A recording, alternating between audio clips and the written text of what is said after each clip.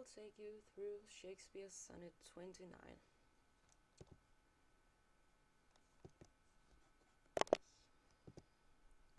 I have made an outline of what I'm going through this. Yeah, I'm going through the context, and then I will show you Sonnet 29, and then I will talk about the structure, and then I will make an analysis of the first and second quatrain, and then I will make an analysis of the third quatrain and the couplet, and then in the end I will make a conclusion over this sonnet. The context. The usual topic of Shakespeare's sonnet is love or something related to love. In sonnet 1 to 126, the speaker in the poems, in the sonnets, is a young man, which is intellectual and have some outstanding physical attributes. The first 17 sonnet is about a young man who wants to be married so that he can give his qualities to a child, so his generation will continue. But from sonnet 18, the point of view from the speaker changes, and he now thinks that poetry can make him, immortalize him and his qualities, so he doesn't need to get married to or have children to become immortal. He just has to make this poetry. Shakespeare wrote most of his sonnets through the outbreak of plague in London in the 1590s, and it was a rough time because most theaters closed, and this prevented the writers to get their plays on stage and out to the public. Then we have sonnet 29. I will not read out loud. You can just look at it for a second, and then I will go through it more deeply. Yes.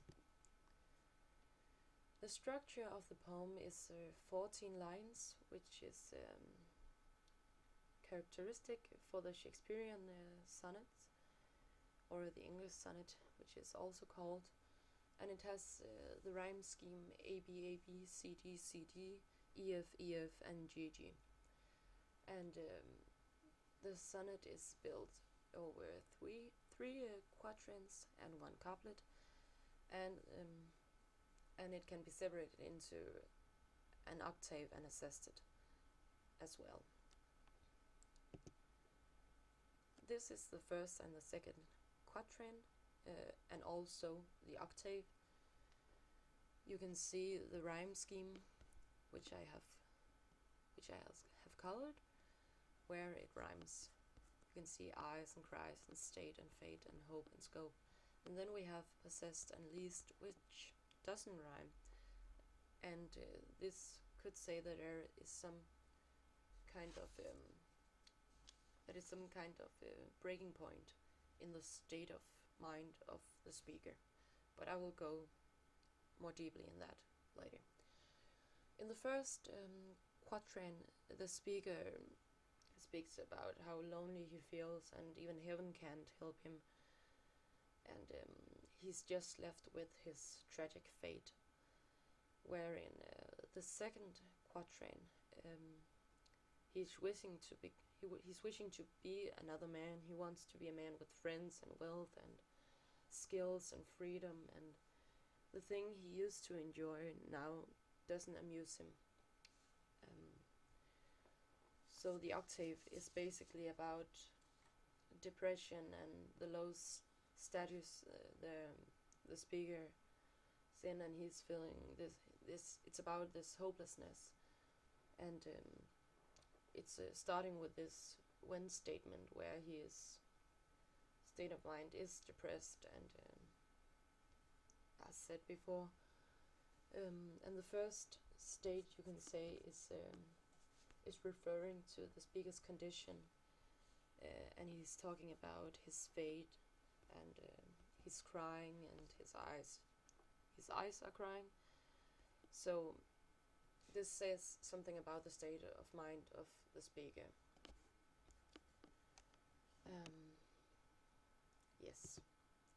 The second quatrain and the couplet. Here you again can see this rhyme scheme with despising and arising and state and gate and brings and kings. The sestet is more happy, it's happier than the octave. In the third quatrain, the speaker is still hating himself, but when he thinks of this person,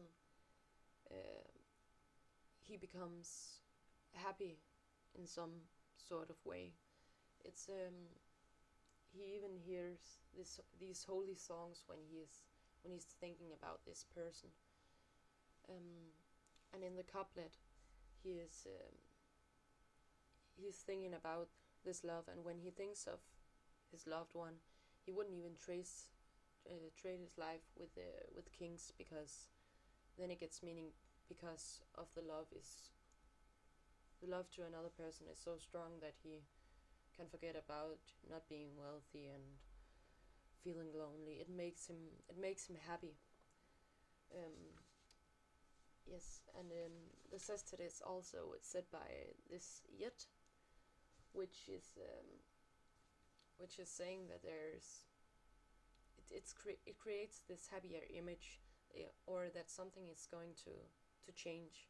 There's going to something better is going to happen, because he starts with saying how depressed he is, and you can see this breaking point with the possessed and least, which is his state of mind is changing, and he can't decide which to be depressed or be happy.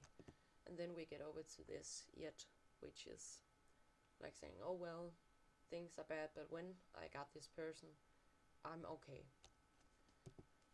So the conclusion of the sonnet is, it's about a depressed man who is feeling hopeless and feeling alone, but when he thinks of his loved one, he thinks of a love, his state of mind changes, and it's basically saying that when you feel love, and when you still can love, anything else doesn't matter.